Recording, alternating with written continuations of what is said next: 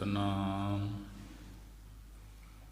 वाहिगुरु साहिब जी।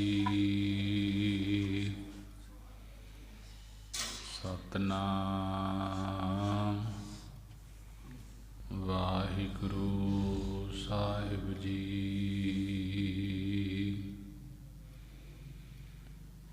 एक ओंकार सतनाम करता पुरख निर्भौ निर्वैर अकाल मूरत अजूनी सैभं गुर प्रसाद। जप आद सच जुगाद सच है भी सच नानक होसी भी सच। सतनाम वाहिगुरु साहिब जी। गौड़ी बैरागण एक ओंकार सतगुर प्रसाद। सतजुग सत तेता जगी द्वापर पूजा चार। तीनों जुग तीनों दिड़े कल केवल नाम आधार। सतजुग सत तेता जगी द्वापर पूजा चार। तीनों जुग तीनों दिड़े काल केवल नाम आधार। पार कैसे पाए बोरे मोह को ना कहे समझाए। जाते आवागमन बिलाए रहाओ बहु विध धर्म निरूपिया। करता दिसै सब लोए कावन कर्म ते छूटिया। जिहे साधै साव विध होए कर्म अकर्म विचारिया। शंका सुन वेद पुराण संसा सद हृदय बसै कौन हिरै अभिमान।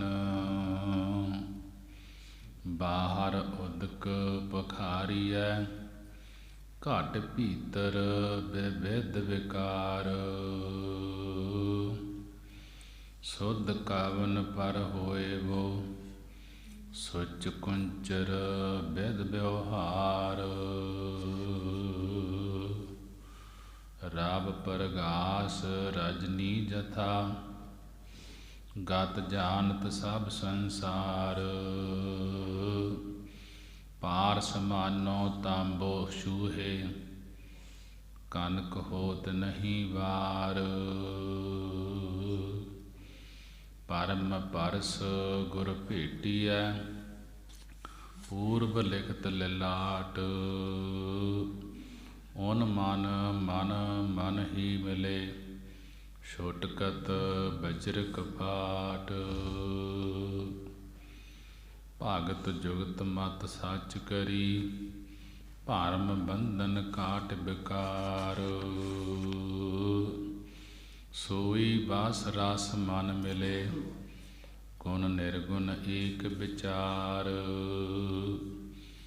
अनक जतन निग्रह किए टारी न डरै भरम फास।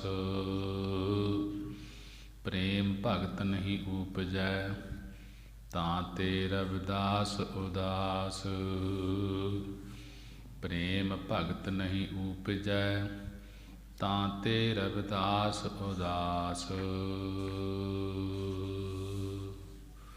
वाहिगुरु जी का खालसा वाहिगुरु जी की फतेह। साहिब श्री गुरु ग्रंथ साहिब महाराज जी का कोटान कोट शुकराना है।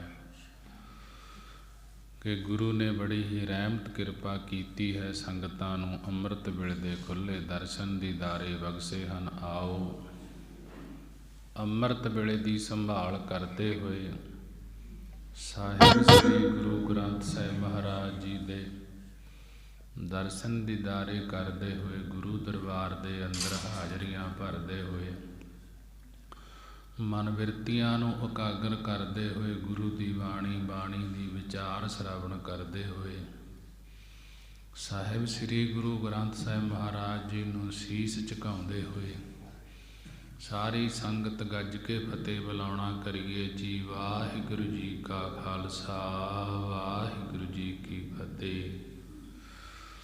ਸਾਹਿਬ ਸ੍ਰੀ ਗੁਰੂ ਗ੍ਰੰਥ ਸਾਹਿਬ ਮਹਾਰਾਜ ਜੀ ਦੀ ਪਵਿੱਤਰ ਬਾਣੀ ਗੌੜੀ ਰਾਗ ਦੇ ਅੰਦਰ ਭਗਤ ਰਵਿਦਾਸ ਜੀ ਦਾ ਸ਼ਬਦ ਹੈ ਕਿ ਭਗਤ ਰਵਿਦਾਸ ਜੀ ਦੇ ਪਾਸ ਕੁਝ ਵਿਦਵਾਨ ਪੰਡਤਾਂ ਨੇ ਆਣ ਕੇ ਪ੍ਰਸ਼ਨ ਕੀਤੇ। ਭਗਤ ਰਵਿਦਾਸ ਜੀ ਦੇ ਪਾਸ ਕੁਝ ਵਿਦਵਾਨ ਪੰਡਤਾਂ ਨੇ ਆਣ ਕੇ ਪ੍ਰਸ਼ਨ ਕੀਤੇ ਕਿ ਹੇ ਭਗਤ ਜੀ, ਤੁਸੀਂ ਪਿਛਲੇ ਯੁੱਗਾਂ ਬਾਰੇ ਕਰਮ ਕਿਉਂ ਨਹੀਂ ਕਰਦੇ ਜਿਵੇਂ ਪਿਛਲੇ ਯੁੱਗਾਂ ਦੇ ਵਿੱਚ ਕਰਮ ਕੀਤੇ ਜਾਂਦੇ ਸਨ। ਤੁਸੀਂ ਉਹਨਾਂ ਵਾਲੇ ਕਰਮ ਕਿਉਂ ਨਹੀਂ ਕਰਦੇ ਤੇ ਵੇਦਾਂ ਪੁਰਾਣਾਂ ਦੇ ਕਹੇ ਅਨੁਸਾਰ ਕਿਉਂ ਨਹੀਂ ਚੱਲਦੇ, ਜਿਹੜਾ ਕੁਝ ਵੇਦ ਤੇ ਪੁਰਾਣ ਦੱਸਦੇ ਹਨ। ਤਾਂ ਭਗਤ ਰਵਿਦਾਸ ਜੀ ਇਹ ਪਾਵਨ ਸ਼ਬਦ ਉਚਾਰਨ ਕਰਦੇ ਹਨ। ਗੌੜੀ ਬੈਰਾਗਣ, ਗੌੜੀ ਰਾਗ ਦੀ ਬੈਰਾਗਣ ਜਾਤੀ ਹੈ। ਇੱਕ ਓੰਕਾਰ ਸਤਿਗੁਰ ਪ੍ਰਸਾਦ, ਅਕਾਲ ਪੁਰਖ ਇੱਕ ਹੈ, ਸਤਿਗੁਰਾਂ ਦੀ ਕਿਰਪਾ ਦੁਆਰਾ ਪ੍ਰਾਪਤ ਹੁੰਦਾ ਹੈ। ਹੁਣ ਭਗਤ ਜੀ ਪਿਛਲੇ ਯੁੱਗਾਂ ਬਾਰੇ ਸਮਝਾਉਂਦੇ ਹਨ ਕਿ ਉਹਨਾਂ ਬਾਰੇ ਅਸੀਂ ਕਿਉਂ ਨਹੀਂ ਮੰਨਦੇ, ਉਹਨਾਂ ਦੇ ਵਿੱਚ ਕੀ ਕੁਛ ਹੈ ਤੇ ਹੁਣ ਕਲਯੁੱਗ ਦੇ ਵਿੱਚ ਕੀ ਕਰਨਾ ਚਾਹੀਦਾ ਹੈ। ਭਗਤ ਜੀ ਕਹਿਣ ਲੱਗੇ ਸਤਿਯੁਗ ਸੱਤ, ਤੇਤਾ ਜੱਗੀ, ਦੁਆਪਰ ਪੂਜਾ ਚਾਰ, ਤਿੰਨਾਂ ਯੁੱਗਾਂ ਦੇ ਵਿੱਚ ਇਹ ਕਰਮ ਹੁੰਦੇ ਸਨ। ਭਗਤ ਜੀ ਨੇ ਸਮਝਾਉਣਾ ਕੀਤਾ ਉਸ ਵਿਦਵਾਨ ਪੰਡਤ ਨੂੰ ਤੇ ਉਪਦੇਸ਼ ਸਭ ਨੂੰ ਹੀ ਸਾਂਝਾ ਕੀਤਾ ਹੈ। ਭਗਤ ਜੀ ਨੇ ਕਹਿਣ ਲੱਗੇ ਸਤਿਯੁਗ ਕਿ ਸਤਿਯੁਗ ਵਿੱਚ ਸਾਰੇ ਲੋਕ ਸੱਚ ਬੋਲਣ ਵਾਲੇ ਸੱਤਵਾਦੀ ਸਨ। ਤ੍ਰੇਤਾ ਜੱਗੀ ਤੇ ਤ੍ਰੇਤੇ ਯੁੱਗ ਵਿੱਚ ਜ਼ਿਆਦਾਤਰ ਲੋਕ ਜੱਗੀ ਜੱਗ ਆਦਿਕ ਕਰਦੇ ਸਨ। ਵੱਖਰੇ ਵੱਖਰੇ ਯੁੱਗਾਂ ਦੇ ਵਿੱਚ ਵੱਖਰੇ ਵੱਖਰੇ ਕਰਮ ਕੀਤੇ ਜਾਂਦੇ ਸਨ। ਸਤਿਯੁਗ ਦੇ ਵਿੱਚ ਲੋਕ ਸੱਚ ਬੋਲਣ ਵਾਲੇ ਸੱਤਵਾਦੀ ਸਨ। ਤ੍ਰੇਤਾ ਜੱਗੀ, ਤ੍ਰੇਤੇ ਯੁੱਗ ਦੇ ਵਿੱਚ ਜ਼ਿਆਦਾਤਰ ਲੋਕ ਜੱਗੀ ਜੱਗ ਆਦਿਕ ਕਰਦੇ ਸਨ। ਅਤੇ ਦੁਆਪਰ ਪੂਜਾ ਚਾਰ, ਦੁਆਪਰ ਯੁੱਗ ਵਿੱਚ ਪੂਜਾ ਚਾਰ, ਪੂਜਨ ਕਿਰਿਆ, ਪੂਜਾ ਦਾ ਕਰਤੱਵ ਚੱਲਿਆ ਆ ਰਿਹਾ ਸੀ ਕਿ ਸਿਰਫ ਮੂਰਤੀਆਂ ਦੀ ਪੂਜਾ ਹੀ ਕਰਦੇ ਸਨ। ਤਿੰਨੇ ਯੁੱਗਾਂ ਬਾਰੇ ਸਮਝਾਉਣਾ ਕੀਤਾ ਭਗਤ ਜੀ ਨੇ। ਕਹਿੰਦੇ ਇਹਨਾਂ ਯੁੱਗਾਂ ਦੇ ਵਿੱਚ ਸਤਿਯੁਗ ਦੇ ਵਿੱਚ ਸੱਤਵਾਦੀ ਸਨ ਲੋਕ, ਤ੍ਰੇਤੇ ਯੁੱਗ ਦੇ ਵਿੱਚ ਜੱਗ ਆਦਿਕ ਕਰਮ ਕਰਦੇ ਸਨ। ਦੁਆਪਰ ਯੁੱਗ ਵਿੱਚ ਪੂਜਨ ਕਿਰਿਆ, ਪੂਜਾ ਦਾ ਕਰਤੱਵ ਚੱਲਿਆ ਆ ਰਿਹਾ ਸੀ, ਪੂਜਾ ਹੀ ਕਰਦੇ ਸਨ ਕੱਲੀ। ਤੀਨੋਂ ਯੁੱਗ ਤੀਨੇ ਦਿਰੜੇ ਕਿ ਤਿੰਨਾਂ ਯੁੱਗਾਂ ਵਿੱਚ ਲੋਕ ਤਿੰਨਾਂ ਕਰਮਾਂ ਭਾਵ ਸਤਿਯੁਗ ਵਿੱਚ ਸੱਤ ਰੱਖ ਕੇ ਯੋਗ ਕਰਦੇ ਸਨ। ਤ੍ਰੇਤੇ ਵਿੱਚ ਜੱਗ ਕਰਦੇ ਤੇ ਦੁਆਪਰ ਵਿੱਚ ਪੂਜਾ ਦੇ ਕਰਤੱਵ ਆਦਿਕ ਦਿਰੜ ਕਰਦੇ ਸਨ, ਪਰਪੱਕ ਰਹਿੰਦੇ ਸਨ ਇਹਨਾਂ ਵਿੱਚ। ਕਾਲ ਕੇਵਲ ਨਾਮ ਆਧਾਰ, ਕਲਯੁੱਗ ਦਾ ਜਿਹੜਾ ਸਮਾਂ ਹੈ ਕਾਲ ਕਿਹਾ ਉਸ ਨੂੰ, ਕਾਲ ਕੇਵਲ ਨਾਮ ਆਧਾਰ। ਭਗਤ ਜੀ ਕਹਿਣ ਲੱਗੇ ਕਲਯੁੱਗ ਵਿੱਚ ਤਾਂ ਕੇਵਲ ਸਿਰਫ ਇੱਕ ਪ੍ਰਭੂ ਦੇ ਨਾਮ ਦਾ ਹੀ ਆਸਰਾ ਹੈ ਕਿ ਕਲਯੁੱਗ ਮੈਂ ਕੀਰਤਨ ਪ੍ਰਧਾਨਾ, ਗੁਰਮੁਖ ਜਪੀਐ ਲਾਏ ਧਿਆਨਾ। ਕਿ ਕਲਯੁੱਗ ਦੇ ਵਿੱਚ ਕੀਰਤਨ ਕੀਰਤੀ ਸਿਫਤ ਸਲਾਹ ਵਡਿਆਈ ਉਸ ਪਰਮੇਸ਼ਰ ਦੀ ਕਰਨੀ ਹੈ। ਗੁਰਮੁਖ ਜਪਿਆ ਲਾਏ ਧਿਆਨਾ, ਕਿ ਗੁਰਮੁਖਾਂ ਦੇ ਵਿੱਚ ਬਹਿ ਕੇ ਗੁਰੂ ਦੀ ਸਿੱਖਿਆ ਦੁਆਰਾ ਪਰਮੇਸ਼ਰ ਦੇ ਨਾਮ ਨੂੰ ਹੀ ਜਪਣਾ ਚਾਹੀਦਾ ਹੈ। ਭਗਤ ਜੀ ਨੇ ਸਮਝਾਉਣਾ ਕੀਤਾ ਹੈ, ਕਾਲ ਕੇਵਲ ਨਾਮ ਆਧਾਰ, ਕਾਲ ਕਲਯੁਗ ਵਿੱਚ ਤਾਂ ਕੇਵਲ ਸਿਰਫ ਇੱਕ ਪ੍ਰਭੂ ਦੇ ਨਾਮ ਦਾ ਹੀ ਆਸਰਾ ਹੈ। ਬਸ ਇਹੋ ਹੀ ਕਲਯੁਗ ਦੇ ਸਮੇਂ ਵਿੱਚ ਆਸਰਾ ਲੈਣਾ ਹੈ, ਨਾਮ ਜਪਣਾ ਹੈ। ਫਿਰ ਕਹਿਣ ਲੱਗੇ ਭਗਤ ਜੀ, ਪਾਰ ਕੈਸੇ ਪਾਏ ਵੋ ਰੇ, ਰੇ ਹੈ ਭਾਈ ਤੁਸੀਂ ਨਾਮ ਦੀ ਓਟ ਲੈਂਦੇ ਨਹੀਂ। ਇਸ ਪ੍ਰਕਾਰ ਸੰਸਾਰ ਸਮੁੰਦਰ ਤੋਂ ਆਪਣੇ ਆਪ ਨੂੰ ਪਾਰ ਕੈਸੇ ਪਾਏ ਵੋ, ਕਿ ਫਿਰ ਇਸ ਸੰਸਾਰ ਸਮੁੰਦਰ ਤੋਂ ਆਪਣੇ ਆਪ ਨੂੰ ਕੈਸੇ ਕਿਸ ਪ੍ਰਕਾਰ ਪਾਰ ਪਾਵੋਗੇ, ਪਾਰ ਹੋਣਾ ਕਰੋਗੇ। ਜਦੋਂ ਤੁਸੀਂ ਪਰਮੇਸ਼ਰ ਦਾ ਨਾਮ ਹੀ ਨਹੀਂ ਲੈਂਦੀ ਕਲਯੁਗ ਦੇ ਵਿੱਚ, ਤਾਂ ਨਾਮ ਲੈਣਾ ਹੀ ਬਸ ਆਸਰਾ ਹੈ, ਨਾਮ ਹੀ ਇਸ ਨੂੰ ਪਾਰ ਲਾਉਣ ਵਾਲਾ ਹੈ। ਤੁਸੀਂ ਇਹ ਨਾਮ ਲੈਂਦੇ ਨਹੀਂ। ਵਿਦਵਾਨ ਪੰਡਤ ਨੂੰ ਕਹਿਣ ਲੱਗਿਆ, ਪਿਛਲੇ ਯੁੱਗਾਂ ਵਾਲੀ ਜਿਹੜੇ ਕਰਮ ਹਨ ਉਹੀ ਲੋਕਾਂ ਤੋਂ ਕਰਾਉਂਦੇ ਹੋ, ਉਹੀ ਆਪ ਕਰਦੇ ਹੋ, ਫਿਰ ਪਾਰ ਪੈਸੇ ਕੈਸੇ ਪਵੋਗੇ। ਮੋਕੋ ਕੋ ਨਾ ਕਹੈ ਸਮਝਾਏ, ਮੋਕੋ ਕਿ ਮੇਰੇ ਸਾਥ ਤੁਹਾਡੇ ਵਿੱਚੋਂ ਭਗਤ ਜੀ ਕਹਿਣ ਲੱਗੇ ਕੋਈ ਵੀ ਸਿੱਖਿਆ ਸਮਝਾ ਕੇ ਕਿਉਂ ਨਹੀਂ ਕਹਿੰਦਾ, ਕਿਉਂ ਨਹੀਂ ਸਮਝਾਉਂਦਾ। ਮੋਕੋ ਕੋ ਨਾ ਕਹੈ ਸਮਝਾਏ, ਭਗਤ ਜੀ ਕਹਿਣ ਲੱਗੇ ਕਿ ਮੋਕੋ ਮੇਰੇ ਸਾਥ ਮੇਰੇ ਤਾਈਂ ਤੁਹਾਡੇ ਵਿੱਚੋਂ ਕੋਈ ਵੀ ਸ਼ੁਭ ਸਿੱਖਿਆ ਸਮਝਾ ਕੇ ਕਿਉਂ ਨਹੀਂ ਕਹਿੰਦਾ। ਜਾਂ ਤੇ ਆਵਾਗਮਨ ਬਿਲਾਏ, ਜਾਂ ਤੇ ਜਿਸ ਸ਼ੁਭ ਸਿੱਖਿਆ ਤੋਂ ਆਵਾਗਮਨ ਆਉਣਾ ਜਾਣਾ ਭਾਵ ਜੰਮਣਾ ਮਰਨਾ ਨਾਸ ਹੋ ਜਾਵੇ, ਉਹ ਮੈਨੂੰ ਤੁਸੀਂ ਸਮਝਾਉਂਦੇ ਨਹੀਂ।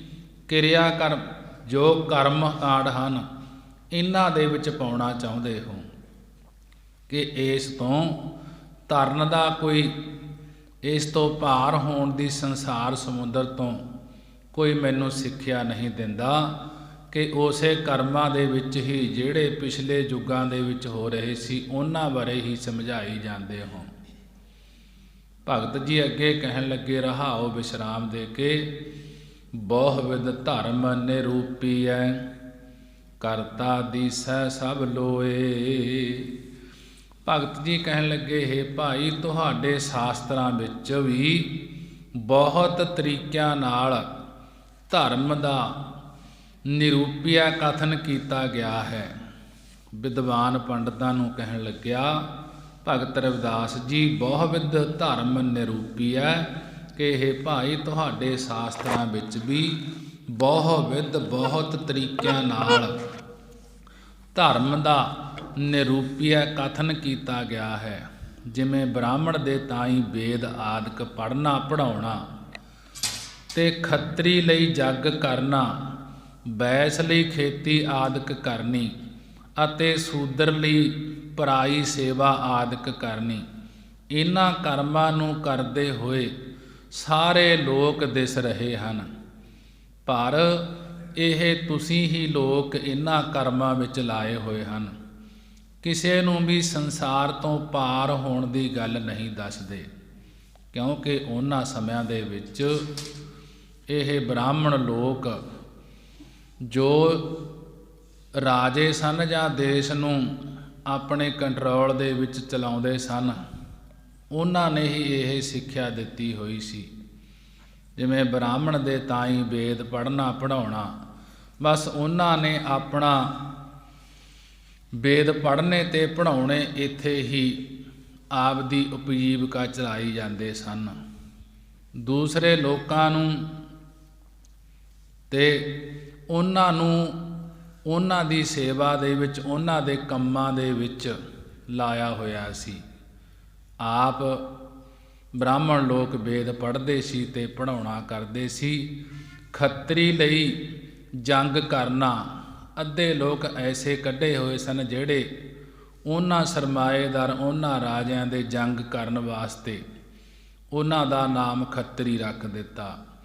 ਬੈਸ ਲਈ ਖੇਤੀ ਆਦਿਕ ਕਰਨੀ, ਕਿ ਕਮਾਈ ਕਰਕੇ ਖੇਤੀ ਕਰਕੇ ਉਹਨਾਂ ਰਾਜਿਆਂ ਨੂੰ ਦੇ ਦੇਣੀ, ਅਤੇ ਸੂਦਰ ਲਈ ਪਰਾਈ ਸੇਵਾ ਕਰਨੀ।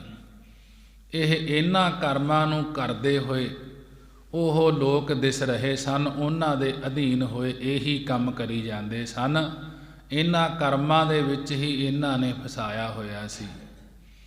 ਕਾਵਨ ਕਰਮ ਤੇ ਛੂਟੀਐ, ਜੇ ਸਾਧੈ ਸਭ ਸਿੱਧ ਹੋਏ। ਭਗਤ ਜੀ ਕਹਿਣ ਲੱਗੇ, ਪਰੰਤੂ ਮੈਂ ਤੁਹਾਡੇ ਕੋਲੋਂ ਇਹ ਪੁੱਛਦਾ ਹਾਂ ਕਿ ਉਹ ਕਾਵਨ ਕਿਹੜਾ ਕਰਮ ਹੈ ਜਿਸ ਦੇ ਕਰਨ ਤੋਂ ਸੰਸਾਰ ਤੋਂ ਛੁਟਕਾਰਾ ਪਾ ਲੈਂਦਾ ਹੈ। ਕਾਵਨ ਕਰਮ ਤੇ ਛੂਟੀਐ। ਭਗਤ ਜੀ ਕਹਿਣ ਲੱਗੇ, ਤੁਸੀਂ ਇਹਨਾਂ ਸੰਸਾਰੀ ਜੀਵਾਂ ਨੂੰ ਕਰਮ ਕਾਂਡਾਂ ਦੇ ਵਿੱਚ ਪਾ ਕੇ ਕੰਮਾਂ 'ਤੇ ਲਾ ਛੱਡਿਆ ਹੈ, ਇਹਨਾਂ ਤੋਂ ਕੰਮ ਕਰਾਈ ਜਾਂਦੇ ਹੋ। ਪਰੰਤੂ ਕਾਵਨ ਕਰਮ ਤੇ ਛੂਟੀਐ, ਪਰੰਤੂ ਮੈਂ ਤੁਹਾਡੇ ਕੋਲੋਂ ਇਹ ਪੁੱਛਦਾ ਹਾਂ ਕਿ ਉਹ ਕਾਵਨ ਕਿਹੜਾ ਕਰਮ ਹੈ ਜਿਸ ਦੇ ਕਾਰਨ ਤੋਂ ਸੰਸਾਰ ਤੋਂ ਛੁਟਕਾਰਾ ਪਾ ਲੈਂਦਾ ਹੈ, ਭਾਵ ਮੁਕਤ ਹੋਈਦਾ ਹੈ। ਅਤੇ ਜਿਹ ਸਾਧੇ ਸਭ ਸਿੱਧ ਹੋਏ, ਜਿਸ ਦੇ ਸਾਧਨ ਨਾਲ ਸਾਰੇ ਕਾਰਜ ਸਿੱਧ ਹੋ ਜਾਣ, ਉਹ ਕਿਹੜਾ ਕਰਮ ਹੈ? ਕਿਹੜਾ ਕਰਮ ਕਰੀਏ ਅਸੀਂ? ਉਹ ਕਿਹੜੇ ਕਰਮ ਨਿਤ ਨਮਿਤ ਪ੍ਰਾਸ ਚਿੱਤ ਕਾਮ ਨਖਿੱਧ ਕਰਮ ਹਨ ਜਿਨ੍ਹਾਂ ਦੇ ਕਰਨ ਨਾਲ ਛੁਟਕਾਰਾ ਪਾਈਦਾ ਹੈ। ਅਤੇ ਜਿਹ ਸਾਧੇ ਸਭ ਸਿੱਧ ਹੋਏ, ਜਿਸ ਦੇ ਸਾਧਨ ਨਾਲ ਸਾਰੀਆਂ ਮੁਕਤੀਆਂ ਪ੍ਰਾਪਤ ਹੋ ਜਾਣ, ਉਹ ਕਿਹੜਾ ਕਰਮ ਹੈ? ਅੱਗੇ ਭਗਤ ਜੀ ਉਹਨਾਂ ਵਿਦਵਾਨਾਂ ਨੂੰ ਪੁੱਛਦੇ ਹਨ, ਕਰਮ ਅਕਰਮ ਵਿਚਾਰੀਐ, ਸਾਂਕਾ ਸੁਨ ਵੇਦ ਪੁਰਾਨ। ਭਗਤ ਜੀ ਕਹਿਣ ਲੱਗੇ, ਜੇਕਰ ਕਰਮ ਸ਼ੁਭ ਕਰਮਾਂ ਅਤੇ ਅਕਰਮ ਮੰਦ ਕਰਮਾਂ ਨੂੰ ਵਿਚਾਰਨਾ ਕਰੀਏ, ਸਾਂਕਾ ਸੁਨ ਵੇਦ ਪੁਰਾਨ, ਤਾਂ ਚਾਰੇ ਵੇਦਾਂ ਅਤੇ ਪੁਰਾਣ 18 ਪੁਰਾਣਾ ਆਦਿਕ ਨੂੰ ਸੁਣ ਕਰਕੇ ਸਾਂਕਾ ਸ਼ੱਕ ਪੈਦਾ ਹੋ ਜਾਂਦਾ ਹੈ ਕਿ ਚਾਰੇ ਵੇਦਾਂ ਨੂੰ ਸੁਣ ਕੇ ਸ਼ੱਕ ਪੈਦਾ ਹੋ ਜਾਂਦਾ ਹੈ ਕਿ ਕਿਸੇ ਨੂੰ ਖੱਤਰੀ ਬਣਾਤਾ, ਕਿਸੇ ਨੂੰ ਸ਼ੂਦਰ ਬਣਾਤਾ, ਕਿਸੇ ਨੂੰ ਕੁਛ ਬਣਾਤਾ। ਉਹਨਾਂ ਨੇ ਆਪਦੇ ਕੰਮ ਕਰਾਉਣ ਵਾਸਤੇ ਜਾਤਾਂ ਦੇ ਵਿੱਚ ਵੰਡ ਦਿੱਤੇ। ਕਿ ਭਗਤ ਜੀ ਕਹਿਣ ਲੱਗੇ, ਸ਼ੱਕ ਪੈਦਾ ਹੋ ਜਾਂਦਾ ਹੈ ਤੁਹਾਡੇ ਵੇਦਾਂ ਅਨੁਸਾਰ, ਭਾਵ ਕਿਸੇ ਥਾਂ ਉੱਪਰ ਤਾਂ ਇਹ ਸ਼ੱਕ ਹੋ ਜਾਂਦਾ ਹੈ ਕਿ ਕਿਸੇ ਥਾਂ ਉੱਪਰ ਤਾਂ ਗਊ ਨੂੰ ਮਾਰ ਕੇ ਉਸ ਦਾ ਯੱਗ ਕਰਨਾ ਲਿਖਿਆ ਹੈ ਵੇਦਾਂ ਦੇ ਵਿੱਚ, ਤੇ ਕਿਸੇ ਥਾਂ ਉੱਪਰ ਗਊ ਦੀ ਪੂਜਾ ਲਿਖੀ ਹੋਈ ਹੈ ਕਿ ਕਿਸੇ ਥਾਂ ਗਊ ਦੀ ਪੂਜਾ ਕਰਨ ਨੂੰ ਕਹਿ ਦਿੱਤਾ, ਕਿਤੇ ਗਊ ਮਾਰ ਕੇ ਯੱਗ ਕਰਨਾ ਕਹਿ ਦਿੱਤਾ। ਇਸ 'ਤੇ ਭਗਤ ਜੀ ਸਾਨੂੰ ਕਹਿੰਦੇ ਸ਼ੱਕ ਪੈਦਾ ਹੋ ਜਾਂਦਾ ਹੈ। ਹੁਣ ਇਸ ਦਾ ਕੀ ਸੋਚਿਆ ਜਾਏ? ਭਗਤ ਜੀ ਕਹਿਣ ਲੱਗੇ ਕਿ ਬੜੇ ਲੋਕ ਉਸ ਟਾਈਮ ਜੀਵਾਂ ਨੂੰ ਮਾਰ ਕੇ ਯੱਗ ਕਰਦੇ ਸਨ। ਗੈਂਡਾ ਮਾਰ ਹੋਮ ਜਗ ਕੀਏ, ਦੇਵਤਿਆਂ ਕੈ ਤਾਈ, ਕਿ ਦੇਵਤਿਆਂ ਵਾਸਤੇ ਗੈਂਡੇ ਨੂੰ ਮਾਰ ਕੇ ਉਸ ਦੀ ਬਲੀ ਦਿੰਦੇ ਸਨ। ਇਸ ਕਲਯੁਗ ਦੇ ਵਿੱਚ ਸਿਰਫ ਪਰਮੇਸ਼ਰ ਦੇ ਨਾਮ ਦੀ ਹੀ ਗੱਲ ਹੈ, ਨਾਮ ਜਪ ਕੇ ਹੀ ਪਾਰ ਹੋਣਾ ਹੈ। ਭਗਤ ਜੀ ਅੱਗੇ ਕਹਿਣ ਲੱਗੇ, ਸੰਸਾ ਸਦ ਹਿਰਦੈ ਬਸੈ, ਕੌਣ ਹਿਰੈ ਅਭਿਮਾਨ। ਭਗਤ ਜੀ ਕਹਿਣ ਲੱਗੇ, ਹਮੇਸ਼ਾ ਹੀ ਹਿਰਦੇ ਵਿੱਚ ਅੰਤਸਕਰਨ ਦੇ ਵਿੱਚ ਸ਼ੱਕ ਵਸਿਆ ਰਹਿੰਦਾ ਹੈ। ਸੰਸਾ ਸਦ ਹਿਰਦੈ ਬਸੈ, ਸੰਸਾ ਸ਼ੱਕ, ਕਿ ਹਿਰਦੇ ਦੇ ਵਿੱਚ ਭਗਤ ਜੀ ਕਹਿੰਦੇ ਵਸਿਆ ਰਹਿੰਦਾ ਹੈ। ਕੌਣ ਹਿਰੈ ਅਭਿਮਾਨ, ਕਿ ਮੇਰੇ ਕੋਲੋਂ ਇਸ ਕਰਮ ਵਿੱਚ ਫਰਕ ਨਾ ਪੈ ਜਾਵੇ ਜਾਂ ਵਿਧੀ ਦਾ ਭੰਗ ਨਾ ਹੋ ਜਾਵੇ। ਕਰਮ ਕਰਦਿਆਂ ਕਰਦਿਆਂ ਕਿ ਇਹ ਫਰਕ ਨਾ ਪੈ ਜਾਵੇ, ਜਿਹੜਾ ਕਰਮ ਕਰਦੇ ਹਾਂ ਪਿਛਲੇ ਯੁੱਗਾਂ ਦੇ ਅਨੁਸਾਰ, ਵਿਧੀ ਦਾ ਭੰਗ ਨਾ ਹੋ ਜਾਵੇ। ਆਦਿਕ ਜੇਕਰ ਕਰਮ ਹੋ ਜਾਏ ਤਾਂ ਕਹਿੰਦਾ ਹੈ ਕਿ ਮੈਂ ਕਰਮ ਪੂਰਾ ਕਰ ਲਿਆ। ਇਉਂ ਐਸੇ ਅਭਿਮਾਨ ਐਸੇ ਹੰਕਾਰ ਨੂੰ ਕਿਹੜਾ ਨਾਸ ਕਰ ਸਕਦਾ ਹੈ। ਸੰਸਾ ਸਦ ਹਿਰਦੈ ਬਸੈ ਕੌਣ ਹਿਰੈ ਅਭਿਮਾਨ। ਕਿ ਭਗਤ ਜੀ ਕਹਿਣ ਲੱਗੇ ਹਮੇਸ਼ਾ ਹੀ ਹਿਰਦੇ ਵਿੱਚ ਸ਼ੱਕ ਵਸਿਆ ਰਹਿੰਦਾ ਹੈ। ਇਹਨਾਂ ਲੋਕਾਂ ਦੇ ਜਿਹੜਿਆਂ ਨੂੰ ਤੁਸੀਂ ਕਰਮ ਕਾਂਡ ਦੇ ਵਿੱਚ ਪਾਇਆ ਹੋਇਆ ਹੈ ਉਹ ਸੋਚਦੇ ਹਨ ਕਿ ਮੇਰੇ ਕੋਲੋਂ ਇਸ ਕਰਮ ਵਿੱਚ ਫਰਕ ਨਾ ਪੈ ਜਾਵੇ, ਕਿਤੇ ਵਿਧੀ ਜਿਹੜੀ ਦੱਸੀ ਹੈ ਉਹ ਭੰਗ ਨਾ ਹੋ ਜਾਵੇ। ਆਦਿਕ ਜੇਕਰ ਕਰਮ ਹੋ ਜਾਵੇ ਵਿਧੀ ਅਨੁਸਾਰ ਵੀ ਕਰ ਲਵੇ ਤਾਂ ਕਹਿੰਦਾ ਹੈ ਕਿ ਮੈਂ ਕਰਮ ਪੂਰਾ ਕਰ ਲਿਆ, ਹਨੀ ਹੁਣ ਪਾਰ ਲੰਘ ਜਾਊਂਗਾ। ਇਉਂ ਐਸੇ ਅਭਿਮਾਨ ਐਸੇ ਹੰਕਾਰ ਨੂੰ ਕਿਹੜਾ ਨਾਸ ਕਰ ਸਕਦਾ ਹੈ। ਬਾਹਰ ਉਦਕ ਪਖਾਰੀਐ ਘਟ ਭੀਤਰ ਬੇਵਿਧ ਵਿਕਾਰ। ਭਗਤ ਜੀ ਕਹਿਣ ਲੱਗੇ ਜੇਕਰ ਬਾਹਰੋਂ ਸਰੀਰ ਨੂੰ ਤੀਰਥਾਂ ਦੇ ਉਦਕ ਹੁੰਦਾ ਪਾਣੀ ਨਾਲ ਪਖਾਰੀਐ ਧੋਣਾ ਕਰੀਏ। ਬਾਹਰ ਉਦਕ ਪਖਾਰੀਐ ਕਿ ਜੇਕਰ ਬਾਹਰੋਂ ਸਰੀਰ ਨੂੰ ਤੀਰਥਾਂ ਦੇ ਪਾਣੀ ਨਾਲ ਧੋਣਾ ਕਰੀਏ ਪਰੰਤੂ ਘਟ ਭੀਤਰ ਵਿਵਿਧ ਵਿਕਾਰ। ਪਰੰਤੂ ਘਟ ਹਿਰਦੇ ਦੇ ਵਿੱਚ ਤਾਂ ਵਿਵਿਧ ਅਨੇਕਾਂ ਪ੍ਰਕਾਰ ਦੇ ਕਾਮ ਕ੍ਰੋਧ ਲੋਭ ਮੋਹ ਹੰਕਾਰ ਈਰਖਾ ਦਵੈਤ ਆਦਿਕ ਵਿਕਾਰ ਪਏ ਹੋਏ ਹਨ ਕਿ ਬਾਹਰੋਂ ਤੀਰਥਾਂ ਤੇ ਸਰੀਰ ਨੂੰ ਧੋਣ ਨਾਲ ਕੀ ਬਣਨਾ ਹੈ। ਸੁਧ ਕਵਨ ਪਰ ਹੋਏ ਵੋ ਸੁਚ ਕੁੰਚਰ ਵਿਦ ਵਿਵਹਾਰ। ਭਗਤ ਜੀ ਕਹਿਣ ਲੱਗੇ ਇਸ ਪ੍ਰਕਾਰ ਹੈ ਜਿਹੜਾ ਬਾਹਰੋਂ ਪਾਣੀ ਨਾਲ ਤੀਰਥਾਂ ਦੇ ਪਾਣੀ ਨਾਲ ਸਰੀਰ ਨੂੰ ਧੋਣਾ ਕਰਦਾ ਹੈ ਤੇ ਹਿਰਦੇ ਦੇ ਵਿੱਚ ਵਿਵਿਧ ਅਨੇਕਾਂ ਪ੍ਰਕਾਰ ਦੇ ਕਾਮ ਕ੍ਰੋਧ ਲੋਭ ਮੋਹ ਹੰਕਾਰ ਈਰਖਾ ਦਵੈਤ ਆਦਿਕ ਵਿਕਾਰ ਪਏ ਹੋਏ ਹਨ। ਉਹਦਾ ਤਾਂ ਇਸ ਪ੍ਰਕਾਰ ਇਸ ਪੰਕਤੀ ਦੇ ਵਿੱਚ ਸਮਝਾਉਣੇ ਹਨ। ਨਹਾਉਣਾ ਵੀ ਉਸ ਦਾ ਇਸ ਪ੍ਰਕਾਰ ਹੈ। ਸੁਧ ਕਵਨ ਪਰ ਹੋਏ ਵੋ ਸੁਚ ਕੁੰਚਰ ਵਿਦ ਵਿਵਹਾਰ ਕਿ ਵਿਸ਼ੇਸ਼ ਕਰਕੇ ਸੁਧ ਪਵਿੱਤਰ ਕਿਹੜੀ ਵਿਧੀ ਨਾਲ ਹੋਵੇਗਾ ਕਿਉਂਕਿ ਤੁਹਾਡੀ ਪਵਿੱਤਰਤਾ ਵਾਲਾ ਵਿਹਾਰ ਪਵਿੱਤਰਤਾ ਵਾਲਾ ਕੰਮ ਤਾਂ ਕੁੰਚਰ ਹੁੰਦਾ ਹੈ ਹਾਥੀ ਕਿ ਹਾਥੀ ਦੀ ਵਿਧੀ ਵਾਂਗੂ ਹੈ। ਜਿਵੇਂ ਹਾਥੀ ਨਹਾਉਂਦਾ ਹੈ ਕਿ ਉਸ ਤਰ੍ਹਾਂ ਹੀ ਸੋਡਾ ਇਹ ਵਿਹਾਰ ਹੈ। ਜਿਵੇਂ ਹਾਥੀ ਇਸ਼ਨਾਨ ਕਰਕੇ ਪਾਣੀ ਤੋਂ ਬਾਹਰ ਆ ਕੇ ਫਿਰ ਆਪਣੇ ਉੱਤੇ ਮਿੱਟੀ ਪਾ ਲੈਂਦਾ ਹੈ ਇਵੇਂ ਹੀ ਜੀਵ ਚੰਗੇ ਕਰਮ ਕਰਕੇ ਹੰਕਾਰ ਰੂਪੀ ਮਿੱਟੀ ਆਪਣੇ ਉੱਪਰ ਪਾ ਲੈਂਦਾ ਹੈ। ਜੈਸਾ ਕਿ ਤੀਰਥ ਬਹੁਤ ਅਰਦਾਨ ਕਰ ਤੀਰਥ ਵਰਤ ਅਰਦਾਨ ਕਰ ਮਨ ਮੈਂ ਧਰੈ ਗਮਾਨ ਨਾਨਕ ਨਿਹਚਲ ਜਾਤ ਤਿਹ ਜਉ ਕੁੰਚਰ ਇਸ਼ਨਾਨ। ਤੀਰਥ ਵਰਤ ਅਰਦਾਨ ਕਰ ਜਿਵੇਂ ਤੀਰਥਾਂ ਤੇ ਇਸ਼ਨਾਨ ਕਰਨਾ ਵਰਤ ਰੱਖਣੇ ਦਾਨ ਕਰਨਾ। ਮਨ ਮੈਂ ਧਰੈ ਗਮਾਨ ਜਦੋਂ ਇਹਨਾਂ ਦਾ ਮਨ ਦੇ ਵਿੱਚ ਗਮਾਨ ਹੰਕਾਰ ਹੋ ਗਿਆ। ਮਹਾਰਾਜ ਜੀ ਕਹਿਣ ਲੱਗੇ ਨਾਨਕ ਨਿਹਚਲ ਜਾਤ ਤਿਹ ਉਸ ਮਨੁੱਖ ਨੂੰ ਦਾ ਕੀਤਾ ਹੋਇਆ ਇਹ ਦਾਨ ਪੁੰਨ ਬੇਅਰਥ ਹੀ ਜਾਂਦਾ ਹੈ। ਜਿਉਂ ਕੁੰਚਰ ਇਸ਼ਨਾਨ ਜਿਵੇਂ ਕੁੰਚਰ ਹਾਥੀ ਦਾ ਇਸ਼ਨਾਨ ਕੀਤਾ ਹੋਇਆ ਬੇਅਰਥ ਜਾਂਦਾ ਹੈ ਤੇ ਇਸ ਜੀਵ ਦਾ ਵੀ ਕਰਮ ਕਾਂਡ ਕਰਕੇ ਜਦੋਂ ਹੰਕਾਰ ਹੋ ਗਿਆ ਤਾਂ ਬੇਅਰਥ ਹੀ ਜਾਂਦਾ ਹੈ। ਰਾਬ ਪ੍ਰਕਾਸ਼ ਰਜਨੀ ਜਥਾ ਗਤ ਜਾਣਤ ਸਭ ਸੰਸਾਰ। ਜਥਾ ਜਿਸ ਪ੍ਰਕਾਰ ਰਾਬ ਸੂਰਜ ਦੇ ਪ੍ਰਕਾਸ਼ ਹੋਣ ਨਾਲ ਸੂਰਜ ਦੇ ਚੜ੍ਹਨ ਨਾਲ ਰਜਨੀ ਰਾਤ ਨਾਸ ਹੋ ਜਾਂਦੀ ਹੈ। ਰਾਬ ਪ੍ਰਕਾਸ਼ ਰਜਨੀ ਜਥਾ ਜਿਸ ਪ੍ਰਕਾਰ ਸੂਰਜ ਦੇ ਉਦੇ ਹੋਣ ਨਾਲ ਪ੍ਰਕਾਸ਼ ਹੋਣ ਨਾਲ ਸੂਰਜ ਚੜ੍ਹਨ ਦੇ ਨਾਲ ਰਾਤ ਨਾਸ ਹੋ ਜਾਂਦੀ ਹੈ। ਰਾਤ ਦਾ ਹਨੇਰਾ ਖਤਮ ਹੋ ਜਾਂਦਾ ਹੈ। ਇਸ ਗੱਲ ਨੂੰ ਸਾਰਾ ਸੰਸਾਰ ਸਾਰਾ ਜਗਤ ਹੀ ਜਾਣਦਾ ਹੈ।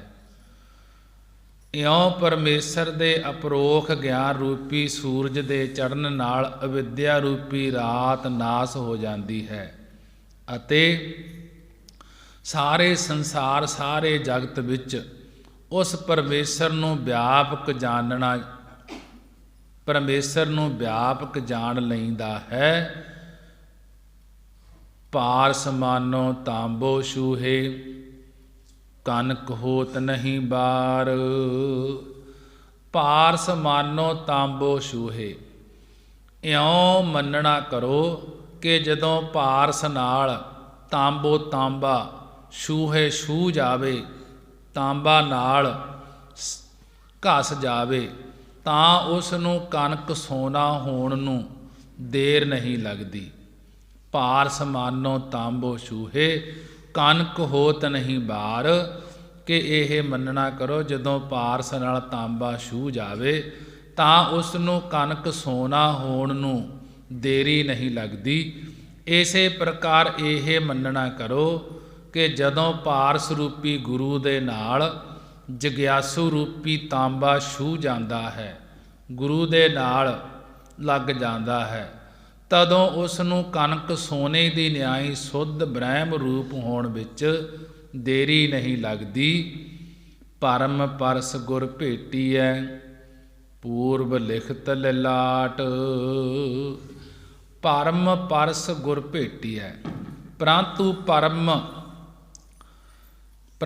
ਪਰਸ ਪਾਰਸ ਤੋਂ ਪਰਮ ਵੱਡੇ ਗੁਰੂ ਸਾਹਿਬਾਨ ਜੀ ਤਾਂ ਮਿਲਦੇ ਹਨ। ਪਰਮ ਪਰਸ ਗੁਰ ਭੇਟੀਐ, ਪ੍ਰੰਤੂ ਪਰਸ ਪਾਰਸ ਤੋਂ ਵੱਡੇ ਗੁਰੂ ਸਾਹਿਬ ਜੀ ਤਾਂ ਮਿਲਦੇ ਹਨ ਜੇਕਰ ਪੂਰਬ ਲਿਖਤ ਲਿਲਾਟ, ਜੇਕਰ ਪੂਰਬਲੇ ਪਿਛਲੇ ਪੁੰਨ ਕਰਮਾਂ ਅਨੁਸਾਰ ਮੱਥੇ ਉੱਪਰ ਚੰਗੀ ਲਿਖਤ ਪਈ ਹੋਈ ਹੋਵੇ। ਓਨ ਮਨ ਮਨ ਮਨ ਹੀ ਮਿਲੇ, ਛੁਟਕਤ ਬੱਜਰ ਕਪਾਟ।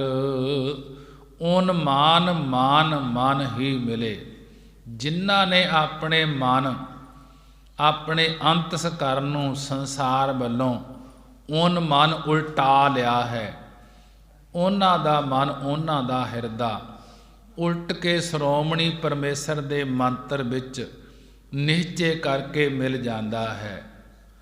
ਓਨ ਮਨ ਮਨ ਮਨ ਹੀ ਮਿਲੇ, ਛੁਟਕਤ ਬੱਜਰ ਕਪਾਟ। ਕਿ ਜਿਹੜੇ ਗੁਰੂ ਸਾਹਿਬ ਜੀ ਦੇ ਸ਼ਬਦ ਦਾ ਮੰਨਣ ਕਰਕੇ ਤੁਰਿਆ ਅਵਸਥਾ ਵਿੱਚ ਪਹੁੰਚੇ ਹਨ, ਉਹ ਹੀ ਮਨ ਸ਼੍ਰੋਮਣੀ ਪਰਮੇਸ਼ਰ ਨਾਲ ਮਿਲ ਜਾਂਦੇ ਹਨ ਅਤੇ ਉਹਨਾਂ ਦੇ ਪੰਜਾਂ ਕੋਸਾਂ ਰੂਪੀ ਬੱਜਰ ਕਪਾਟ, ਬੱਜਰ ਸਾਖਤ, ਕਰੜੇ ਕਪਾਟ ਤਖਤੇ ਛੁਟਕਤ ਖੁੱਲ੍ਹ ਜਾਂਦੇ ਹਨ। ਕਿ ਜਿਹੜੇ ਸ਼੍ਰੋਮਣੀ ਪਰਮੇਸ਼ਰ ਦੇ ਨਾਲ ਮਿਲ ਜਾਂਦੇ ਹਨ, ਉਹਨਾਂ ਦੇ ਪੰਜਾਂ ਕੋਸਾਂ ਰੂਪੀ ਜਿਹੜੇ ਕਰੜੇ ਤਖਤੇ ਹੁੰਦੇ ਹਨ ਉਹ ਖੁੱਲ੍ਹ ਜਾਂਦੇ ਹਨ। ਭਾਗਤ ਜੁਗਤ ਮਤ ਸੱਚ ਕਰੀ, ਭਰਮ ਬੰਧਨ ਕਾਟ ਵਿਕਾਰ। ਇਸ ਪ੍ਰਕਾਰ ਜਿਨ੍ਹਾਂ ਨੇ ਭਗਤੀ ਦੀ ਜੁਗਤੀ ਦੁਆਰਾ ਮਤ ਬੁੱਧੀ ਵਿੱਚ ਨਿਸ਼ਚੇ ਕੀਤਾ ਹੈ। ਭਾਗਤ ਜੁਗਤ ਮਤ ਸਤ ਕਰੀ, ਕਿ ਜਿਸ ਪ੍ਰਕਾਰ ਜਿਨ੍ਹਾਂ ਨੇ ਭਗਤੀ ਦੀ ਜੁਗਤੀ ਦੁਆਰਾ ਬੁੱਧੀ ਵਿੱਚ ਨਿਸ਼ਚੇ ਕੀਤਾ ਹੈ, ਉਹਨਾਂ ਦੇ ਭਰਮ ਬੰਧਨ ਕਾਟ ਵਿਕਾਰ, ਉਹਨਾਂ ਦੇ ਭਰਮ ਬੰਧਨ ਕਾਟ ਵਿਕਾਰ, ਉਹਨਾਂ ਦੇ ਭਰਮ ਦੇ ਬੰਧਨ ਜੰਜਾਲ ਅਤੇ ਵਿਕਾਰ ਕਾਮ ਕ੍ਰੋਧ ਆਦਿਕ ਵੀ ਗੁਰੂ ਜੀ ਨੇ ਕੱਟ ਦਿੱਤੇ ਹਨ।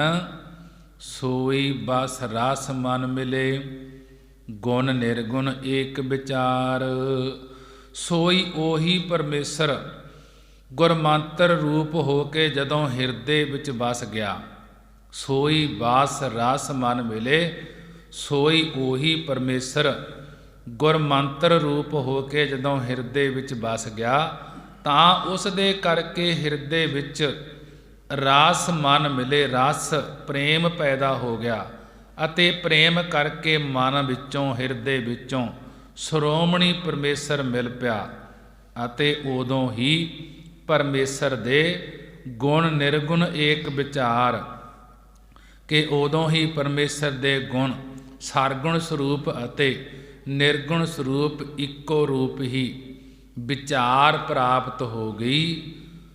ਅਨਕ ਜਤਨ ਨਿਗ੍ਰਹਿ ਕੀਏ, ਟਾਰੀ ਨਾ ਟਰੈ ਭਰਮ ਫਾਸ। ਭਗਤ ਜੀ ਕਹਿਣ ਲੱਗੇ ਕਿ ਗੁਰੂ ਸਾਹਿਬ ਜੀ ਦੇ ਸ਼ਬਦ ਦੀ ਕਮਾਈ ਤੋਂ ਬਿਨਾਂ ਹੋਰ ਵੇਦਾਂ ਸ਼ਾਸਤਰਾਂ ਦੇ ਅਨਕ ਅਨੇਕਾਂ ਯਤਨ, ਅਨੇਕਾਂ ਉਪਾਵਾਂ ਅਤੇ ਨਿਗ੍ਰਹਿ ਇੰਦਰੀਆਂ ਦੇ ਦਮਨ ਕਰਨ ਨਾਲ ਭਰਮ ਦੀ ਫਾਹੀ ਢਾਲੀ ਹੋਈ ਨਹੀਂ ਟਲਦੀ। ਅਨਕ ਜਤਨ ਨਿਗ੍ਰਹਿ ਕੀਏ, ਟਾਰੀ ਨਾ ਟਰੈ ਭਰਮ ਫਾਸ। ਗੁਰੂ ਸਾਹਿਬ ਜੀ ਦੇ ਸ਼ਬਦ ਦੀ ਕਮਾਈ ਤੋਂ ਬਿਨਾਂ ਹੋਰ ਵੇਦਾਂ ਸ਼ਾਸਤਰਾਂ ਦੇ ਅਨੇਕਾਂ ਉਪਾਵਾਂ, ਅਨੇਕਾਂ ਯਤਨ ਅਤੇ ਨਿਗ੍ਰਹਿ ਇੰਦਰੀਆਂ ਦੇ ਦਮਨ ਕਰਨ ਨਾਲ ਭਰਮ ਦੀ ਫਾਹੀ ਢਾਲੀ ਹੋਈ ਨਹੀਂ ਟਲਦੀ। ਪ੍ਰੇਮ ਭਗਤ ਨਹੀਂ ਊਪਜੈ, ਤਾਂ ਤੇ ਰਵਿਦਾਸ ਉਦਾਸ। ਇਹਨਾਂ ਅਨੇਕਾਂ ਕਰਮਾਂ ਵਿੱਚ ਫਸਣ ਨਾਲ ਪਰਮੇਸ਼ਰ ਦੀ ਪ੍ਰੇਮਾ ਭਗਤੀ ਹਿਰਦੇ ਵਿੱਚ ਪੈਦਾ ਨਹੀਂ ਹੁੰਦੀ। ਜੇ ਇਹ ਜੀਵ ਪਿਛਲੇ ਯੁੱਗਾਂ ਵਾਲੇ ਕਰਮਾਂ ਕਾਂਡਾਂ ਦੇ ਵਿੱਚ, ਭਾਵ ਜਿਹੜੇ ਪਿਛਲੇ ਯੁੱਗਾਂ ਦੇ ਵਿੱਚ ਇਹ ਕਰਮ ਕੀਤੇ ਜਾਂਦੇ ਸਨ, ਜੇ ਇਹ ਜੀਵ ਉਹਨਾਂ ਦੇ ਵਿੱਚ ਫਸਿਆ ਰਹੇਗਾ, ਫਿਰ ਪਰਮੇਸ਼ਰ ਦੀ ਪ੍ਰੇਮਾ ਭਗਤੀ ਹਿਰਦੇ ਵਿੱਚ ਪੈਦਾ ਨਹੀਂ ਹੁੰਦੀ। ਤਾਂ ਤੇ ਰਵਿਦਾਸ ਉਦਾਸ। ਭਗਤ ਰਵਿਦਾਸ ਜੀ ਕਥਨ ਕਰਦੇ ਹਨ ਕਿ ਤਿਸ ਕਰਕੇ ਮੈਂ ਸੰਸਾਰ ਦੇ ਪਖੰਡ ਰੂਪ ਕਰਮਾਂ ਧਰਮਾਂ ਤੋਂ ਉਦਾਸ ਹਾਂ, ਉਪਰਾਮ ਹਾਂ, ਕਿ ਜਿਹੜੇ ਇਹ ਅਨੇਕਾਂ ਕਰਮਾਂ ਦੇ ਵਿੱਚ ਫਸੇ ਹੋਏ ਹਨ ਤੇ ਫਸਣ ਦੇ ਨਾਲ ਪਰਮੇਸ਼ਰ ਦੀ ਪ੍ਰੇਮਾ ਭਗਤੀ ਹਿਰਦੇ ਵਿੱਚ ਪੈਦਾ ਨਹੀਂ ਹੁੰਦੀ। ਤਾਂ ਤੇ ਰਵਿਦਾਸ ਉਦਾਸ। ਭਗਤ ਰਵਿਦਾਸ ਜੀ ਕਥਨ ਕਰਦੇ ਹਨ, ਤਿਸ ਕਰਕੇ ਮੈਂ ਸੰਸਾਰ ਦੇ ਪਖੰਡ ਰੂਪ ਕਰਮਾਂ ਤੋਂ ਉਦਾਸ ਹਾਂ, ਉਪਰਾਮ ਹਾਂ। ਇੱਥੇ ਹੀ ਗੌੜੀ ਰਾਗ ਦੀ ਸਮਾਪਤੀ ਹੋਈ। ਭਗਤ ਰਵਿਦਾਸ ਜੀ ਨੇ ਬੜੇ ਹੀ ਵਿਸਤਾਰ ਦੇ ਨਾਲ ਸ਼ਬਦ ਦੁਆਰਾ ਸਮਝਾਉਣਾ ਕੀਤਾ ਹੈ ਕਿ ਅੱਗੇ ਰਾਗ ਆਸਾ ਦੀ ਪ੍ਰਾਰੰਭਤੀ ਹੁੰਦੀ ਹੈ। 347 ਅੰਗ ਤੇ ਰਾਗ ਆਸਾ ਮਹੱਲਾ ਪਹਿਲਾ, ਘਰ ਪਹਿਲਾ ਸੋ ਦਰ।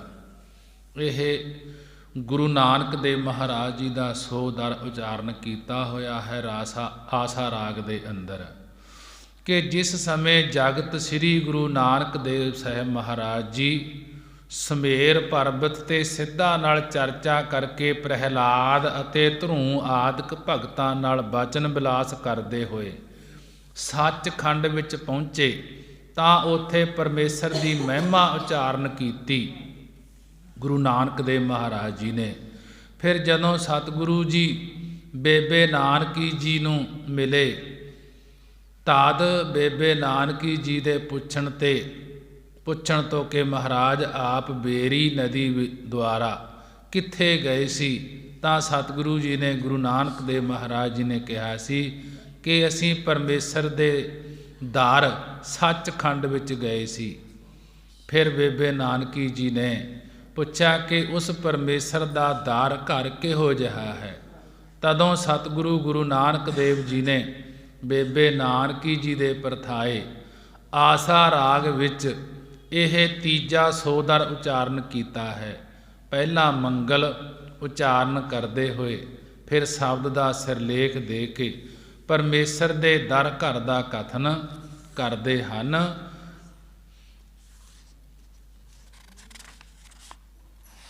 ਸਮਝਾ ਰਹੇ ਹਨ ਕਿ ਇੱਕ ਓੰਕਾਰ ਸਤਿਨਾਮ ਕਰਤਾ ਪੁਰਖ ਨਿਰਭਉ ਨਿਰਵੈਰ ਅਕਾਲ ਮੂਰਤ ਅਜੂਨੀ ਸੈਭੰ ਗੁਰ ਪ੍ਰਸਾਦ।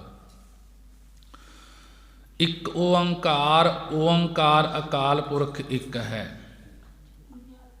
ਸਤਨਾਮ ਉਸ ਦਾ ਨਾਮ ਸਦਾ ਸਤ ਰਹਿਣ ਵਾਲਾ ਹੈ। ਕਰਤਾ ਪੁਰਖ ਉਹ ਸ੍ਰਿਸ਼ਟੀ ਦਾ ਕਰਤਾ ਪੁਰਖ ਪੁਰਿਆ ਹੋਇਆ ਹੈ। ਨਿਰਭਉ ਭੈ ਤੋਂ ਰਹਿਤ ਹੈ, ਨਿਰਵੈਰ ਬੈਰ ਤੋਂ ਰਹਿਤ ਹੈ।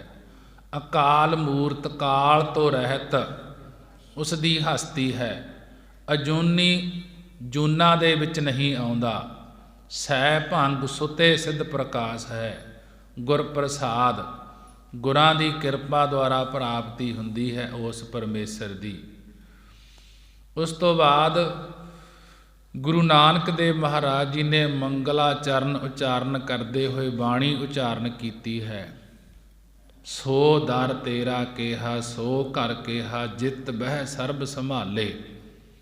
ਕਿ ਪਰਮੇਸ਼ਰ ਦੇ ਸਨਮੁਖ ਬਿਰਤੀ ਜੋੜ ਕੇ ਗੁਰੂ ਨਾਨਕ ਦੇਵ ਮਹਾਰਾਜ ਜੀ ਕਥਨ ਕਰਦੇ ਹਨ ਕਿ ਹੇ ਮਹਾਰਾਜ, ਸੋ ਦਰ ਉਹ ਤੇਰਾ ਉਹ ਤੁਹਾਡਾ ਦਰ ਦੁਆਰਾ ਕਿਹੋ ਜਿਹਾ ਕਹਿੰਦੇ ਹਨ। ਤੇ ਸੋ ਘਰ ਕਿਹਾ ਕਿ ਸੋ ਉਹ ਤੇਰਾ ਘਰ ਨਿਵਾਸ ਅਸਥਾਨ ਕਿਹੋ ਜਿਹਾ ਕਹੀਏ, ਕਿਉਂਕਿ ਕਥਨ ਵਿੱਚ ਨਹੀਂ ਆਉਂਦਾ। ਜਿਤ ਬੈ ਸਰਬ ਸੰਭਾਲੇ, ਜਿਤ ਜਿੱਥੇ ਬੈਠ ਕਰਕੇ ਤੁਸੀਂ ਸਰਬ ਸਾਰਿਆਂ ਨੂੰ ਸੰਭਾਲਦੇ ਹੋ, ਉਹ ਤੇਰਾ ਦਰ ਤੇ ਘਰ ਕਿਹੋ ਜਿਹਾ ਹੈ। ਸੋ ਦਰ ਤੇਰਾ ਕੇਹਾ ਸੋ ਘਰ ਕੇਹਾ ਜਿਤ ਬੈ ਸਰਬ ਸੰਭਾਲੇ। ਹੇ ਮਹਾਰਾਜ, ਸਰਗਣ ਸਰੂਪ ਵਿੱਚ ਉਹ ਸਾਧ ਸੰਗਤ ਰੂਪੀ ਤੁਹਾਡਾ ਦਰ ਕਹੀਂਦਾ ਹੈ। ਸਾਰੇ ਜੀਵਾਂ ਦਾ ਹਿਰਦਾ ਤੁਹਾਡਾ ਘਰ ਕਹੀਂਦਾ ਹੈ ਅਤੇ ਸਤ ਸੰਗਤ ਵਿੱਚ ਇਸਤਤ ਹੋ ਕੇ ਸਾਰੇ ਤੁਹਾਨੂੰ ਸੰਭਾਲਦੇ ਯਾਦ ਕਰਦੇ ਹਨ। ਹੇ ਮਹਾਰਾਜ, ਨਿਰਗੁਣ ਸਰੂਪ ਵਿੱਚ ਉਹ ਤੇਰਾ ਦਰ ਕਿਹੋ ਜਿਹਾ ਕਹੀਏ ਅਤੇ ਉਹ ਘਰ ਕਿਹੋ ਜਿਹਾ ਕਹੀਏ। ਭਾਵ ਅਸਚਰਜ ਰੂਪ ਹੀ ਤੁਹਾਡਾ ਦਰ ਹੈ ਅਤੇ ਅਸਚਰਜ ਰੂਪ ਹੀ ਤੁਹਾਡਾ ਘਰ ਹੈ, ਜਿੱਥੇ ਸਾਰੇ ਸੰਭਾਲਣ ਵਾਲੇ ਤੁਹਾਡੇ ਸਰੂਪ ਵਿੱਚ ਹੀ ਇਸਤਤ ਹੋ ਗਏ, ਅਭੇਦ ਹੋ ਗਏ ਹਨ। ਬਾਜੇ ਤੇਰੇ ਨਾਦ ਅਨੇਕ ਅਸੰਖਾ, ਕੇਤੇ ਤੇਰੇ ਬਾਵਣ ਹਾਰੇ।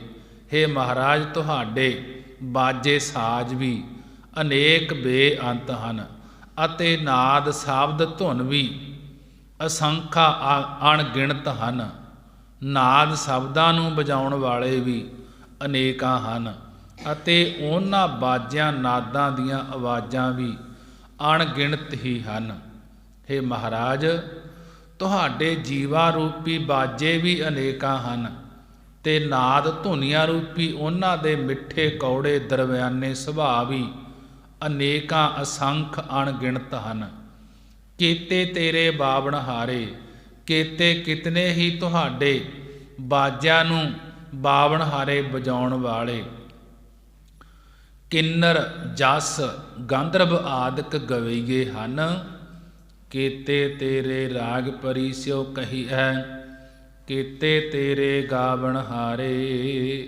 ਹੇ ਮਹਾਰਾਜ, ਕੇਤੇ ਕਿਤਨੇ ਹੀ ਤੇਰੇ ਤੁਹਾਡੇ ਰਾਗ, ਸ੍ਰੀ ਰਾਗ ਮਾਝ, ਰਾਗ ਗੌੜੀ, ਰਾਗ ਆਸਾ, ਰਾਗ ਆਦਿਕ ਰਾਗਾਂ ਨੂੰ ਉਚਾਰਨ ਵਾਲੇ ਹਨ। ਕਿਤਨੇ ਹੀ ਪਰੀ ਸੋ ਕਹੀਐ, ਪਰੀ ਰਾਗਣੀਆਂ ਨੂੰ ਉਚਾਰਨ ਵਾਲੇ ਹਨ ਅਤੇ ਕਿਤਨੇ ਹੀ ਉਹਨਾਂ ਰਾਗਾਂ ਦੇ ਪੁੱਤਰਾਂ ਨੂੰ ਕਹੀਐ ਕਹਿਣ ਵਾਲੇ, ਭਾਵ ਉਚਾਰਨ ਵਾਲੇ ਹਨ। ਅਤੇ ਕੇਤੇ ਤੇਰੇ ਬਾਵਣ ਹਾਰੇ, ਕੇਤੇ ਕਿਤਨੇ ਹੀ ਤੇਰੇ ਉਹਨਾਂ ਰਾਗਾਂ ਨੂੰ ਗਾਵਣ ਹਾਰੇ ਗਾਉਣ ਵਾਲੇ। ਹਾ ਹਾ ਹੂ ਹਾ ਗੰਧਰਵ ਆਦਿਕ ਹਨ। ਕਿਤਨੇ ਹੀ ਰਾਗ ਪ੍ਰੇਮੀ ਕਹਿੰਦੇ ਹਨ। ਕਿਤਨੀਆਂ ਹੀ ਕਰਣਾ ਮੁਦਤਾ ਮੈਤਰੀ ਅਪੇਖਿਆ ਆਦਿਕ ਪਰੀਆਂ ਕਹਿੰਦੀਆਂ ਹਨ। ਕਿਤਨੇ ਹੀ ਉਹਨਾਂ ਦੇ ਸਤ ਸੰਤੋਖ ਆਦਿਕ ਪੁੱਤਰ ਕਹਿੰਦੇ ਹਨ ਅਤੇ ਕਿਤਨੇ ਹੀ ਜੀਵ ਤੇਰੇ ਜਸ ਨੂੰ ਗਾਵਣ ਹਾਰੇ ਗਾਉਣ ਵਾਲੇ ਹਨ। ਗਾਵਨ ਤੁਧਨੋ ਪੌਣ ਪਾਣੀ ਬੈ ਸੰਤਰ, ਗਾਵੈ ਰਾਜਾ ਧਰਮ ਦੁਆਰੇ। ਗੁਰੂ ਨਾਨਕ ਦੇਵ ਮਹਾਰਾਜ ਜੀ ਕਹਿਣ ਲੱਗੇ, ਹੇ ਮਹਾਰਾਜ, ਤੁਹਾਨੂੰ ਪੌਣ ਹਵਾ, ਪਾਣੀ ਜਲ, ਬੈ ਸੰਤਰ ਅਗਨੀ, ਦੇ ਅਭਿਮਾਨੀ ਦੇਵਤੇ ਗਾ ਰਹੇ ਹਨ। ਗਾਵਨ ਤੁਧਨੋਂ ਪੌਣ ਪਾਣੀ ਬੈ ਸੰਤਰ। ਤੇ ਗੁਰੂ ਨਾਨਕ ਦੇਵ ਮਹਾਰਾਜ ਜੀ ਕਹਿਣ ਲੱਗੇ, ਹੇ ਪਰਮੇਸ਼ਰ ਅਕਾਲ ਪੁਰਖ ਵਾਹਿਗੁਰੂ, ਤੁਹਾਨੂੰ ਪੌਣ ਹਵਾ ਪਾਣੀ ਜਾਲ ਬੈ ਸੰਤਰ ਅਗਨੀ ਦੇ ਅਭਿਮਾਨੀ ਦੇਵਤੇ ਗਾ ਰਹੇ ਹਨ। ਪੌਣ ਰਜੋ ਗੁਣੀ, ਪਾਣੀ ਸਤੋ ਗੁਣੀ ਅਤੇ ਬੈਸੰਤਰ ਤਮੋ ਗੁਣੀ। ਪੌਣ ਹਾਰੀ ਪਾਣੀ ਜਲ ਧਾਰੇ ਕਰਨ ਵਾਲੇ, ਬੈਸੰਤਰ ਅੱਗ ਦੀਆਂ ਧੂਣੀਆਂ ਤਪਾਉਣ ਵਾਲੇ। ਪੌਣ ਦੀ ਨਿਆਈ ਪਵਿੱਤਰ ਰਹਿਣ ਵਾਲੇ, ਪਾਣੀ ਦੀ ਨਿਆਈ ਸ਼ਾਂਤ ਰਹਿਣ ਵਾਲੇ। ਬੈਸੰਤਰ ਅੱਗ ਦੀ ਨਿਆਈ ਤੇਜਸੀ ਵਾ ਸਾਰੇ ਹੀ ਤੇਜਸਵੀ ਸਾਰੇ ਹੀ ਤੈਨੂੰ ਗਾਉਂਦੇ ਹਨ। ਅਤੇ ਤੁਹਾਡੇ ਬੂਹੇ ਤੇ ਬੈਠਾ ਧਰਮ ਗਾਵੈ ਰਾਜਾ ਧਰਮ ਦੁਆਰੇ। ਕਿ ਤੁਹਾਡੇ ਦੁਆਰੇ ਬੂਹੇ ਤੇ ਬੈਠਾ ਧਰਮ ਦੁਆਰੇ ਧਰਮ ਰਾਜਾ ਵੀ ਤੇਰੇ ਜਸ ਨੂੰ ਗਾ ਰਿਹਾ ਹੈ। ਗਾਵਨ ਤੁਧਨੋਂ ਚਿੱਤ ਗੁਪਤ ਲਿਖ ਜਾਣਨ, ਲਿਖ ਲਿਖ ਧਰਮ ਵਿਚਾਰੇ। ਮਹਾਰਾਜ ਜੀ ਗੁਰੂ ਨਾਨਕ ਦੇਵ ਜੀ ਪਰਮੇਸ਼ਰ ਅੱਗੇ ਸਿਫਤਾਂ ਕਰਦੇ ਹਨ ਪਰਮੇਸ਼ਰ ਦੀਆਂ। ਹੇ ਮਹਾਰਾਜ, ਜਿਹੜੇ ਚਿੱਤਰ ਗੁਪਤ, ਚਿੱਤਰ ਹਿਰਦੇ ਵਿੱਚ ਗੁਪਤ ਲੁਕੀਆਂ ਗੱਲਾਂ ਦੀ ਚਿੱਤਰਕਾਰੀ ਕਰਕੇ ਲਿਖ ਕੇ ਜਾਣਦੇ ਹਨ, ਲਿਖ ਕੇ ਜਾਣਦੇ ਹਨ, ਉਹਨਾਂ ਚਿੱਤਰ ਗੁਪਤ ਵੀ ਤੁਹਾਡੇ ਗੁਣਾਂ ਨੂੰ ਗਾਉਂਦੇ ਹਨ। ਗਾਵਨ ਤੁਧਨੋਂ ਚਿੱਤ ਗੁਪਤ ਲਿਖ ਜਾਣਨ। ਕਿ ਇਹ ਮਹਾਰਾਜ, ਜਿਹੜੇ ਚਿੱਤ ਹਿਰਦੇ ਵਿੱਚ ਗੁਪਤ ਲੁਕੀਆਂ ਗੱਲਾਂ ਦੀ ਚਿੱਤਰਕਾਰੀ ਕਰਕੇ ਲਿਖ ਕੇ ਜਾਣਦੇ ਹਨ, ਉਹ ਚਿੱਤਰ ਗੁਪਤ ਵੀ ਤੁਹਾਡੇ ਗੁਣਾਂ ਨੂੰ ਗਾਉਂਦੇ ਹਨ। ਅਤੇ ਇਹਨਾਂ ਦੇ ਲਿਖੇ ਹੋਏ ਲੇਖੇ ਨੂੰ ਲਿਖ ਲਿਖ ਧਰਮ ਵਿਚਾਰੇ। ਇਹਨਾਂ ਦੇ ਲੇਖੇ ਨੂੰ ਇਹਨਾਂ ਦੇ ਲਿਖੇ ਹੋਏ ਲੇਖੇ ਨੂੰ ਧਰਮ ਰਾਜਾ ਵਿਚਾਰਦਾ ਹੈ ਕਿ ਕਿਸ ਜੀਵ ਨੇ ਕਿੰਨੇ ਪਾਪ ਕਿੰਨੇ ਪੁੰਨ ਕੀਤੇ ਹਨ। ਗਾਵਨ ਤੁਧਨੋਂ ਈਸ਼ਰ ਬਰਮਾ ਦੇਵੀ ਸੋਹਣ ਤੇਰੇ ਸਦਾ ਸਵਾਰੇ। ਈਸ਼ਰ ਸ਼ਿਵ ਜੀ, ਬ੍ਰਹਮਾ ਵਿਸ਼ਨੂੰ ਅਤੇ 9 ਕਰੋੜ ਦੁਰਗਾ, ਸ਼ਿਵ ਜੀ ਦੀ ਪਾਰਵਤੀ, ਬ੍ਰਹਮੇ ਦੀ ਸੁਰਸਤੀ ਤੇ ਵਿਸ਼ਨੂੰ ਦੀ ਲక్ష్ਮੀ ਆਦਿਕ ਸਭ ਤੈਨੂੰ ਗਾਉਂਦੇ ਹਨ। ਅਤੇ ਹਮੇਸ਼ਾ ਤੁਹਾਡੇ ਸਵਾਰੇ, ਤੁਹਾਡੇ ਦਰਸ ਕੀਤੇ ਹੋਏ ਸ਼ਿੰਗਾਰੇ ਹੋਏ ਸੋਭਦੇ ਹਨ। ਗਾਵਨ ਤੁਧਨੋਂ ਇੰਦਰਾਸਨ ਬੈਠੇ ਦੇਵਤਿਆਂ ਦਰ ਨਾਲੇ। ਗਾਵਨ ਤੁਧਨੋਂ ਇੰਦਰਾਸਨ ਬੈਠੇ ਦੇਵਤਿਆਂ ਦਰ ਨਾਲੇ।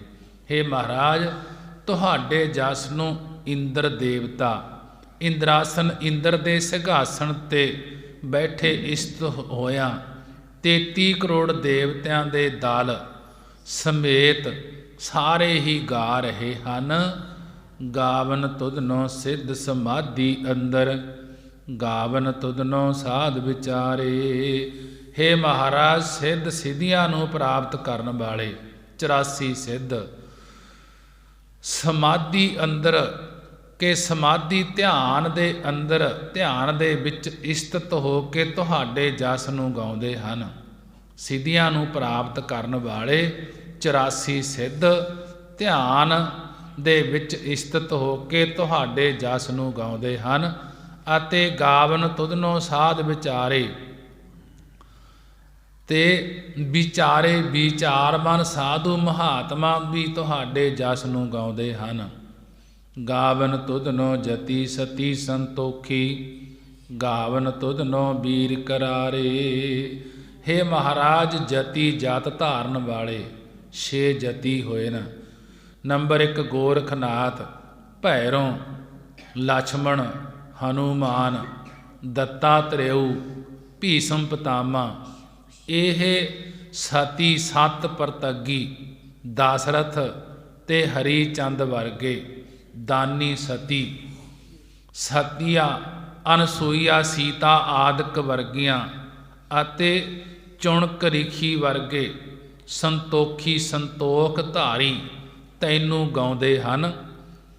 ਵੀਰ ਕਰਾਰੇ ਅਤੇ ਵੀਰ 52 ਸੂਰਵੀਰ ਕਰਕੇ, ਸੂਰਵੀਰ ਕਰਾਰੇ ਕਰੜੇ ਸੁਭਾਅ ਵਾਲੇ ਵੀ ਤੈਨੂੰ ਗਾਉਂਦੇ ਹਨ। ਗਾਵਨ ਤੁਧਨੋ ਪੰਡਤ ਪੜ੍ਹਨ ਰਖੀਸਰ ਜੁਗ ਜੁਗ ਵੇਦਾਂ ਨਾਲੇ।